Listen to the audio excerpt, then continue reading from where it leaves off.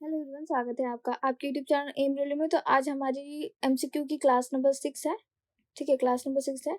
जो new series हमने start कर चुके हैं, 1000 प्लस क्वेश्चन जो हम डिस्कस करेंगे इस साल। इसके लिए मुझे टोटल 100 क्लासेस लग जाएंगे ऐसा लग रहा है, बट अभी मैं सोच रही हूँ कि थोड़ा सा क्वेश्चन की जो क्वांटिटी है वो बढ़ा दूँ। जैसे मैं सिर्फ 10 क्वेश्चन ही डिस्कस करती हूँ हर क्लास में। नाउ आई एम थिंकिंग कि कम से कम 20-20 जो है क्वेश्चन डिस्कस कर लूँ तो 50 क्लासेस में ख़त्म हो जाएगा। 1000 का जो टारगेट है वो, लेट्स सी क्या होता है। बट फिलहाल तो 10 प्लस क्वेश्चन ही यहाँ पे मैं डिस्कस करूँगी आज की क्लास में।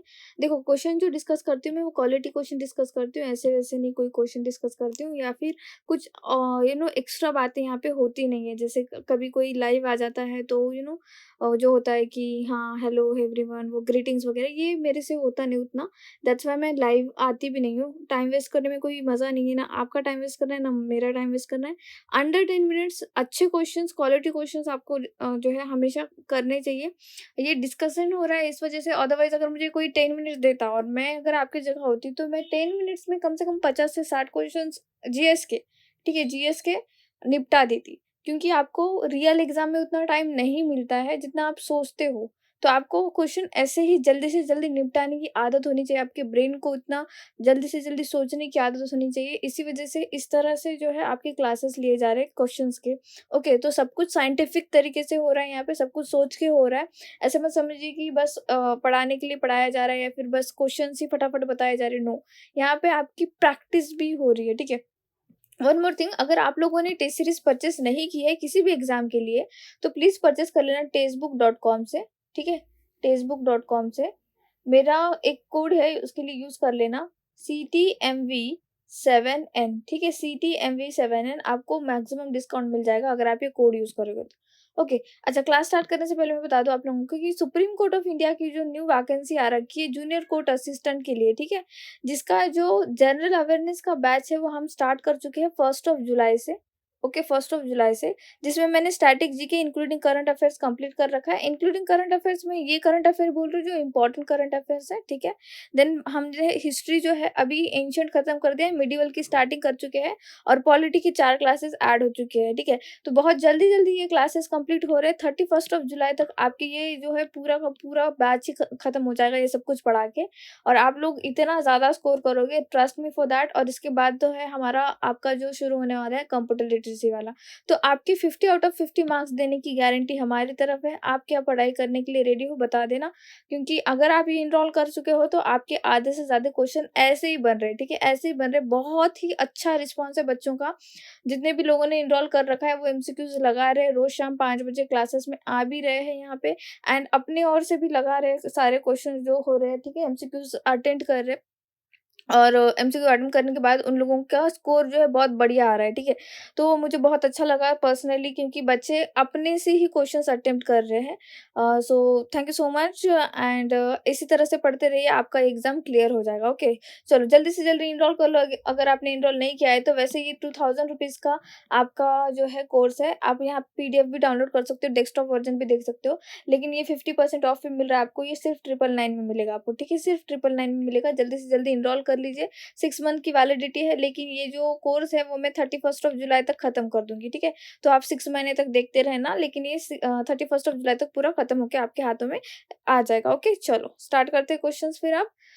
सारे जहां से अच्छा हिंदुस्तान हमारा वॉज रिटन बाय, तो सारे जहां से अच्छा हिंदुस्तान ये जो लिखा है, ये लिखा है मोहम्मद इकबाल जी ने। किसने लिखा है? मोहम्मद इकबाल जी ने लिखा है ये। Okay, next question, which of the following is the responsible for the preparation of union budget to the parliament. जो हमारा हर साल बजट आता है, ठीक है, तो उसके लिए कौन सा डिपार्टमेंट रिस्पॉन्सिबल होता है? तो इसके लिए रिस्पॉन्सिबल होता है डिपार्टमेंट ऑफ इकोनॉमिक अफेयर्स। ठीक है, फाइनेंस मिनिस्टर के अंदर ही एक डिपार्टमेंट होता है। वैसे फाइनेंस मिनिस्टर के 5 डिपार्टमेंट है, उसमें का एक department, department of economic affairs, is responsible for union budget preparation. Okay, then next question, iodine is a part of thyroid hormone and is essential for the prevention of। तो iodine की कमी से क्या होता है, आपका जो थायराइड होता है उसके लिए बहुत ज़्यादा इंपॉर्टेंट होता है आयोडीन। अगर आयोडीन कम हो जाए तो आपको गोइटर हो सकता है। क्या हो सकता है? गोइटर हो सकता है, ध्यान रखना है। नेक्स्ट क्वेश्चन क्या कह रहा है, who administers the oath of office to the president of India. देखो ओथ जो है वो हमेशा एडमिनिस्टर्स की जाती है, ठीक है, एडमिनिस्टर्स की जाती है, और जो अवार्ड्स है वो हमेशा कन्फर्ड किए जाते हैं, ठीक है। ये भी एक इंग्लिश का एक आपको, ठीक है, ये इंग्लिश का एक समझ लो कि कोई पॉइंट बता दिया मैंने, क्योंकि आपका जूनियर कोर्ट असिस्टेंट के एग्जाम में इंग्लिश भी आने वाला है। तो ऑफिस ऑफ प्रेसिडेंट जो है उनको ओथ दिलाते हैं आपके चीफ जस्टिस ऑफ इंडिया, ठीक है, chief justice of India oath दिलाते हैं प्रेसिडेंट जी को। और फिर वो जो आपकी चीफ जस्टिस ऑफ इंडिया है उनको ओथ कौन दिलाता है, शपथ कौन दिलाता है, तो प्रेसिडेंट दिलाता है। तो ऐसे याद रखो कि ये एक म्यूचुअल अंडरस्टैंडिंग है, ठीक है। चीफ जस्टिस ऑफ इंडिया कहते हैं कि मैं तुम्हें शपथ दिलाऊंगा, प्रेसिडेंट कहते हैं कि मैं तुम्हें शपथ दिलाऊंगा, ऐसे आप याद रख सकते हैं इसको। वाइस प्रेसिडेंट को शपथ कौन दिलाते हैं, तो प्रेसिडेंट ऑफ इंडिया दिलाते हैं, ठीक है, प्रेसिडेंट ऑफ इंडिया दिलाते हैं। हाई कोर्ट के जजेस को कौन शपथ दिलाता है, तो प्रेसिडेंट ऑफ इंडिया दिलाता है। तो प्रेसिडेंट ऑफ इंडिया का काम जो है बहुत सारे इसमें ओथ देने का काम है, मतलब लाइक कि शपथ देने का काम है। तो याद रखना है प्रेसिडेंट ऑफ इंडिया को शपथ कौन दिलाता है, तो चीफ जस्टिस ऑफ इंडिया, ठीक है, chief justice of India. Next question, which of the following is the brightest star, सबसे चमकीला स्टार कौन सा है हमारे गैलेक्सी में, तो वो है साइरस। क्या है, साइरस। इसको डॉग स्टार भी कहते हैं, क्या कहते हैं, dog star. Okay, Sirius is the brightest star in our galaxy. Next, the currency of Qatar is, तो कतर जो है इसकी करेंसी है रियाल, और उसका जो कैपिटल है वो है दोहा, ठीक है, कतर, दोहा, रियाल। आपको याद करना है, मैंने आप लोगों को पीडीएफ भी प्रोवाइड कर रखा है, ठीक है, पीडीएफ प्रोवाइड कर रखा है मैंने अपने बैच में, पेड बैच में।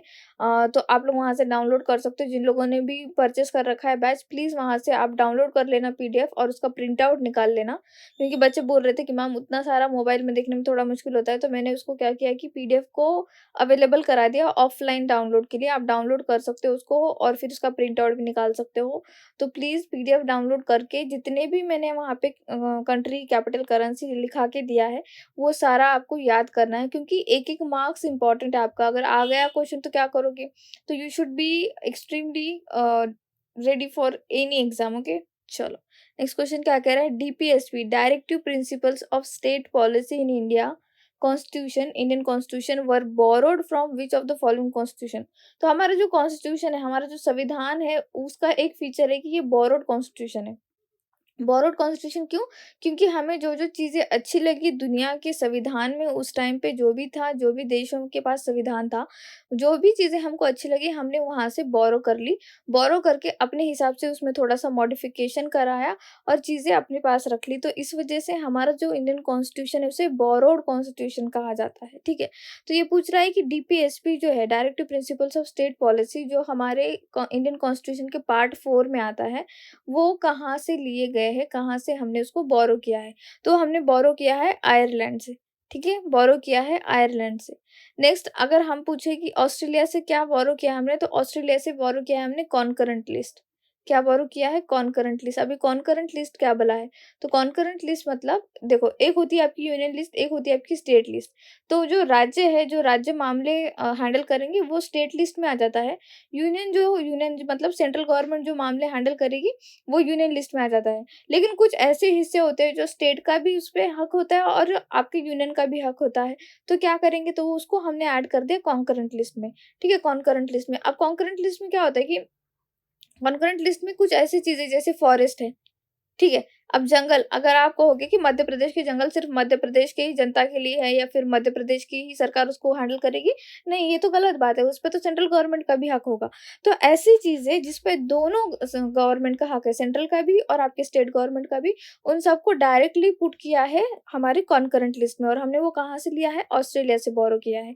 अच्छा, हमने यूएसए से क्या बोरो किया है? यूएसए से हमने बोरो किए फंडामेंटल राइट्स, ठीक है? Fundamental rights. प्रेसिडेंट को इम्पीचमेंट कैसे करानी है, हमने यहीं से बोरो किया है। इम्पीचमेंट क्या चीज़ होती है? महाभियोग, कि प्रेसिडेंट को उनके पद से कैसे हटाना है, उसकी पूरी एक प्रोसीजर है, मैं पढ़ा चुकी हूँ, आप लोगों को पता है किस तरह से उनको हटाना है, क्या करना है, ये सारी प्रोसीजर हमने कहाँ से बोरो की है? यूएसए से बोरो की है, ठीक है? ये सारी चीज़ें। कनाडा से क्या बोरो किया है? कनाडा से बोरो किया है सेंटर जो है, हमारे सेंट्रल गवर्नमेंट को कितना पावर कैसे होना चाहिए, ये सारी चीज़ें हमने कनाडा से बोरो की है।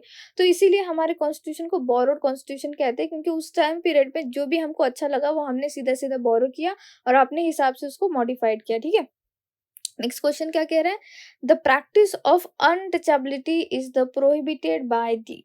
जो हमारा अनटचेबिलिटी वाला रूल है, ठीक है, मतलब जो पहले हुआ करता था इंडिया में, अब तो नहीं है, टच वुड फॉर दैट, लेकिन अब नहीं है, पहले हुआ करता था, लाइक कि कोई एक्स वाई जेड कम्युनिटी का है इंसान, तो उसको उसके उसका हाथ का पानी नहीं पिया जाएगा, उसको घर में नहीं लिया जाएगा, उसको छुआ नहीं जाएगा, ठीक है।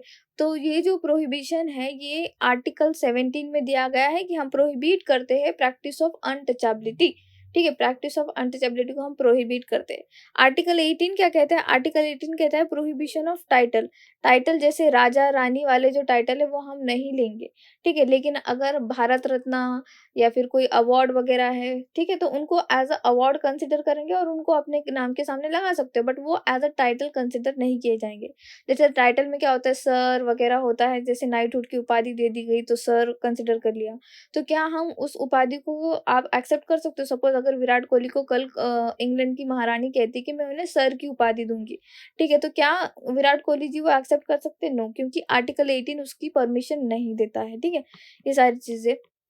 नेक्स्ट आर्टिकल 19 क्या कहता है, आर्टिकल 19 आपकी बात करता है फ्रीडम ऑफ स्पीच के बारे में, ठीक है, फ्रीडम ऑफ स्पीच के बारे में। इसमें बहुत सारे आर्टिकल्स है, मतलब इसके क्लॉज है 1 2 3 4 5 6, तो ये सारे क्लॉज मैं पढ़ा चुकी हूँ और सारे क्लॉज आ भी रहे हैं। आप भी देखना, आईसीआर का जो पेपर हुआ था पिछले टाइम पे, टेक्नीशियन के पेपर में वो क्वेश्चन बना था, ठीक है। आर्टिकल 20 और आर्टिकल 21 ऐसे दो आर्टिकल्स है वो जो कभी मरते नहीं, ये इमोर्टल है, ये अमर है, ठीक है। ये सारी चीजें डिस्कस कर चुके हैं हम, ओके। चलो next is who is known as the flying Sikh of India. Flying Sikh किसको कहते हैं? मिल्खा सिंह को कहते हैं। किसको कहते हैं? मिल्खा सिंह को। ये बहुत ही आसान क्वेश्चन था, ठीक है। Next, dash is the second largest brackish water lake और लगून इन इंडिया। तो ब्रैकिश वाटर क्या चीज होती है? तो सॉल्ट वाटर, ठीक है। लेकिन ये क्या पूछ रहा है? सेकेंड लार्जेस्ट पूछ रहा है, लार्जेस्ट पूछ रहा है कि नहीं? Second largest. तो सेकेंड लार्जेस्ट है आपकी पुलिकत लेक, ठीक है। कौन सी लेक है? पुलिकत लेक। लेकिन अगर पूछा कि लार्जेस्ट लेक कौन सी है, सॉल्टियस्ट लेक, सॉल्ट वाटर लेक, तो वो है आपकी चिल्का लेक, चिल्का लेक उड़ीसा, ठीक है। लेकिन अगर आपको पूछे कि सॉल्टिएस्ट लेक मतलब बहुत ही ज्यादा खारी लेक, सॉल्टिएस्ट, तो कौन सी होगी? तो सॉल्टिएस्ट लेक होगी आपकी सांबर लेक। कौन सी होगी? सांबर लेक। ध्यान रखना है, बहुत ही ज्यादा मतलब शब्दों का खेल है। अगर कहे कि largest salt water lake Chilka lake, saltiest lake Sambhar lake, और सेकेंड लार्जेस्ट, ठीक है, second largest brackish water lake और salt water lake is Pulicat lake. तो ये सारे क्वेश्चंस थे। होप सो कि आपको सारे क्वेश्चंस बने होंगे। अगर नहीं बने हैं, जो नहीं बने हैं उनको एज इट इज याद कर लो, क्योंकि फैक्चुअल चीजें हैं। जहाँ पे कंसेप्ट की जरूरत है, जैसे आर्टिकल में कंसेप्ट की जरूरत है, तो मैंने वो पढ़ा दिया आपको। आप पूरा उसको ध्यान से सुन लेना है, फिर से अगर नहीं समझ में आया तो एक बार वीडियो देख लेना है।